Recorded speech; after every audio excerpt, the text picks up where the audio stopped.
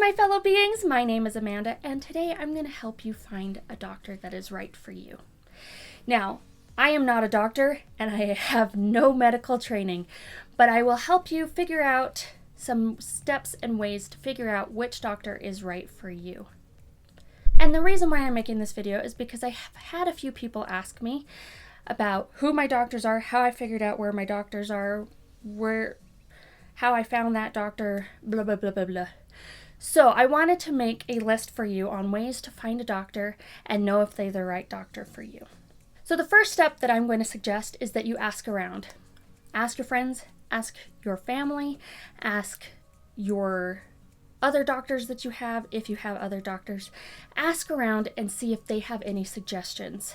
I know for me, I see a particular neurologist, and my mom asked me who I saw, and she goes and sees the same neurologist as me. I suggest that you ask around, ask your family, ask your friends who they see, and try and set up an appointment if you feel right about it. The next thing that I want you to think about is where they are located. Now, if you're looking for a specialist, sometimes you don't have a choice on where that person is located. So one of the specialists that I need to see is in New York City, and I live in Utah. So sometimes you don't get a choice. But if it's a doctor that maybe it's a general practitioner or maybe a rheumatologist or someone that is a specialist but not like a major specialist in something, then look at where they are located so that it's easier for you to get to them. So all of my doctors are within a 15-mile range from me, so I can get to them pretty easily. Whereas some of the doctors that I've had to go see, because they are mega specialists, I've had to go out of state to Colorado, Las Vegas, New York. So take into consideration where the doctors are located unless you have no choice whatsoever. The third thing that I want to talk about is whether or not you have coverage with that doctor. Now, if you don't have insurance, because in the United States, insurance kind of is required for you to see a doctor, stupidly. Don't get me started on that.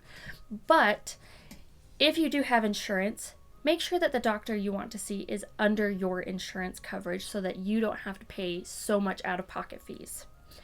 If you don't have a choice in the matter, again, find a doctor that works for you. If you don't have insurance or they're not in your insurance family and you really want to see them, then you need to make the decision whether or not you want to spend that money to see that doctor. There have been a few doctors that I have gone and seen despite the fact that they have not accepted my insurance, but I really wanted to see them because of their specialty. So I suggest finding someone that is under your insurance, but again, it is completely up to you. And if you really want to see a doctor that is not in your insurance family, then go ahead and see them. The next thing I suggest, do your research on this doctor. Don't just say, oh, well, so-and-so really likes this doctor, so I'm going to go see this doctor. Do your research and find out whether or not they are a good doctor or a good fit for you. Because some people have different personalities than you. What? You mean we don't all have the same personality? Imagine that. So, because every person is different, not every doctor is going to suit your needs. So do research, find out what other people say about them, and also do research on the facility that they work at to make sure that they're going to be a good fit for you. The next thing I want you to remember is to keep your needs in mind at all times. Remember that you are the one that needs this doctor. So make sure that your needs are going to be met. So if you're looking for a specialist, make sure that you go to someone that specializes in your illness. Just because they're a doctor does not mean that they're going to know everything about your condition. So do research, find out if they know anything about your condition, and also call up, find out if they treat your condition and if they know anything about it before you decide to go to them. The very last thing that I want you to remember is to trust your gut. Remember that if you do not feel good about going to a doctor, then you do not have to go to that doctor. If you go to a doctor and you don't feel right about being in their clinic, then don't schedule a follow-up visit. If you feel that they don't take you seriously, or if you feel that they don't believe your illness, then maybe go to a different doctor. You are the most important person in this scenario because your health comes first. So make sure that you find a doctor that is appropriate for you. Sometimes it is scary to try and find a new doctor because sometimes when you get used to the way things are, it's really hard to step out of your comfort zone and find somebody new.